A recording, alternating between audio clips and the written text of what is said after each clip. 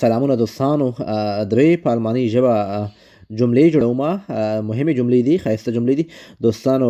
کله چې تاسو چاته وایئ اجازه راکړئ چې پای ته ورسوم، که خبرې ښیې یا کار ښیې، تاسو وایئ چې اجازه راکړئ چې خبرې مې یا کار مې پای ته ورسوم، نو دا جمله په الماني ژبه باندې داسې وایو: Lass mich doch ausreden.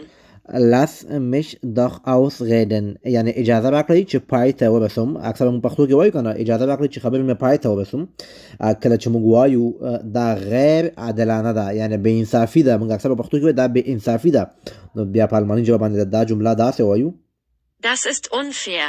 Das ist unfair. یعنی دا غیر عادلانه یا بې انصافي ده.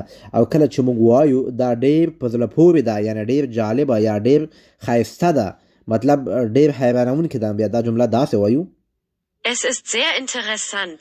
Es ist sehr interessant. یعنی دا ډېر په زړه پورې ده. دوستانو تاسو کولی شئ الماني ژبې روانې خبرې همدلته زده